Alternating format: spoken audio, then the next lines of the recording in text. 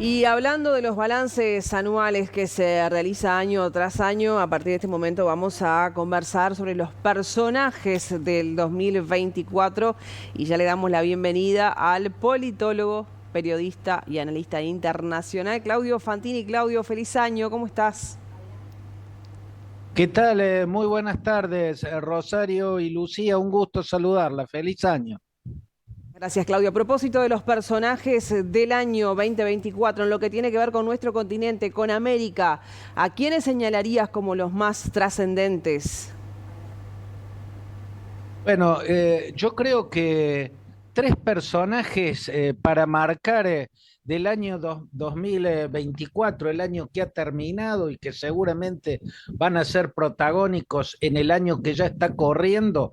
En América son Daniel Noboa, Claudia Sheinbaum y Elon Musk en las Américas, ¿no? Porque Daniel Noboa, eh, si bien empezó su gobierno, un gobierno muy breve, ya va a ser en sí mismo una novedad, un gobierno breve porque nace de la interrupción por un impeachment que llevó a renunciar a Guillermo Lasso sin haber cumplido la totalidad de su mandato, ¿no? La está terminando Daniel Noboa, su padre era conocido, es conocido, Álvaro Noboa, el hombre más rico de Ecuador, un empresario bananero que además intentó 5 veces llegar a la presidencia y nunca pudo ganar una elección. Su hijo, un desconocido total para el electorado, probó y la primera vez logró ganar una elección, pero defraudó muy rápidamente. Se esperaba de él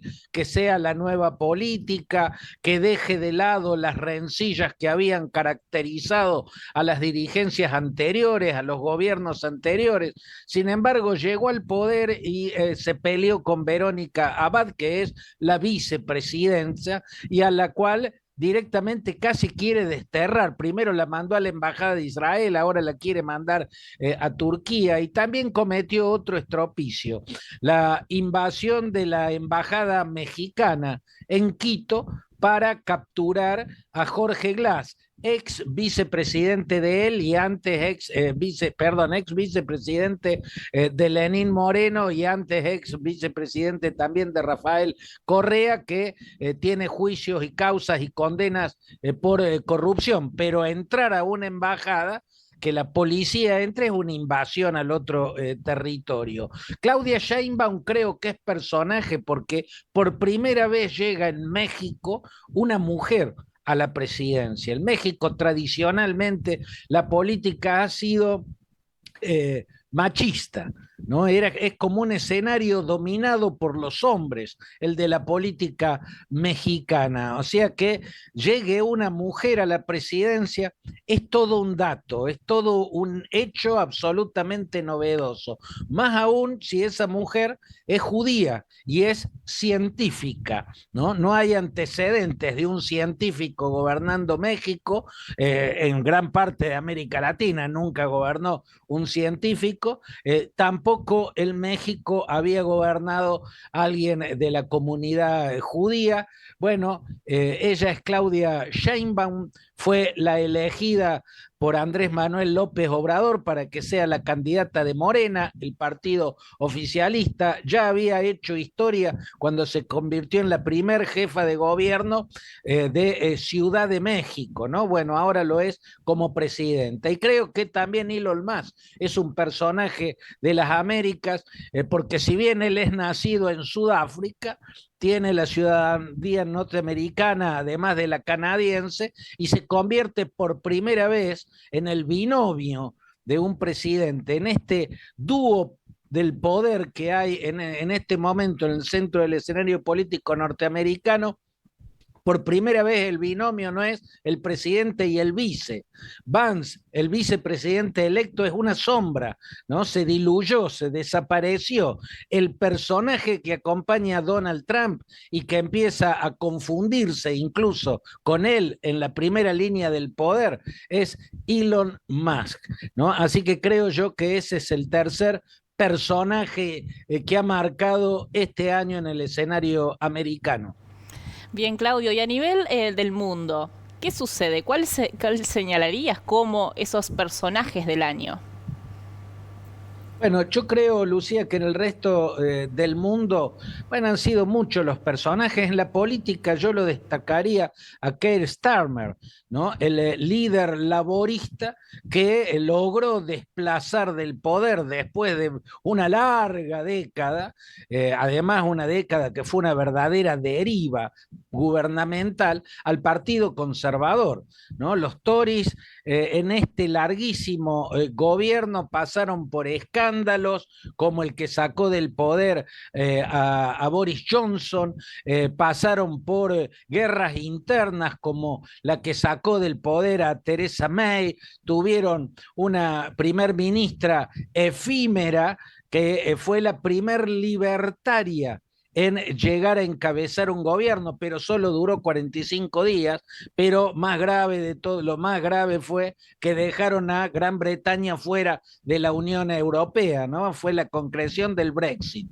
Ahora, yo de señalar dos figuras, señalaría como las figuras del año Ahmed al-Shara, ¿no? Antes llamado por su seudónimo de guerra o su nombre yihadista, Mohamed al-Golani. Este hombre es el que salió de las entrañas de Al Qaeda, se formó en Al Qaeda, un sirio que fue a combatir a Irak tras la caída de Saddam Hussein y combatió contra los chiitas y contra los norteamericanos en ese país, y luego fue enviado por Al Qaeda como comandante del Jabhat al-Nusra, ¿no? El frente al-Nusra al-Sham, ¿no? Frente de la victoria del pueblo del Levante, eso significa, que era el brazo de Al-Qaeda en la guerra civil de Siria. Finalmente él, tras de romper relaciones con Al-Qaeda, desvincularse del liderazgo de Ayman al-Zawahiri, el actual líder de Al-Qaeda, dar un paso hacia el centro, hacia la moderación, bueno, logró crear una coalición con las milicias pro-turcas y esa coalición llamada el Hayat Tahrir al-Sham es la que terminó desplazando con una blitzkrieg, una guerra relámpago de solo 10 días, poniendo fin a 13 años de guerra civil en la que el que estaba ganando era el régimen porque era el que más territorio controlaba. Ahora la expectativa del 2025 es ¿quién será a Ahmed al-Shara? ¿El yihadista de Al Qaeda o verdaderamente se transformó y va a ser un gobierno multiétnico, un gobierno moderado, un gobierno que respete y se lleve bien también con sus vecinos, incluido Israel? Esa es la gran pregunta. El otro personaje es Hussein Badreddin al-Houthi. Murió hace mucho, murió en el 2004, si mal no recuerdo, pero su nombre terminó bautizando a la milicia que desde el país más marginal de la península arábiga, Yemen, está en guerra simultáneamente con Israel, con los norteamericanos y con los británicos. El jeque Badreddin al-Houthi había creado Ansar Allah, ¿no? Una milicia de los saedines, que son la etnia chiita del Yemen, el resto son sunitas.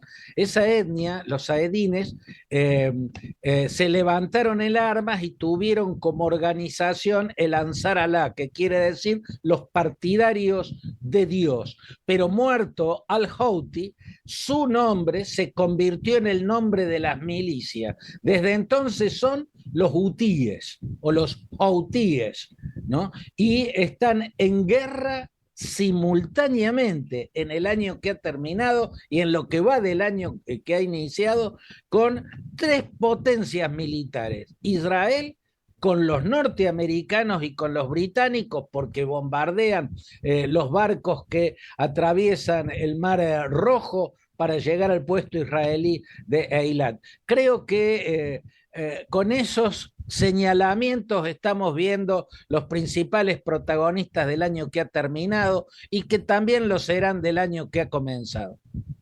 Sin dudas, Claudio, muy buena selección de personajes del 2024. Que pases bien, nos vemos o nos contactamos prontito. Bueno, abrazo grande, Rosario, abrazo grande, Lucía, hasta cualquier momento.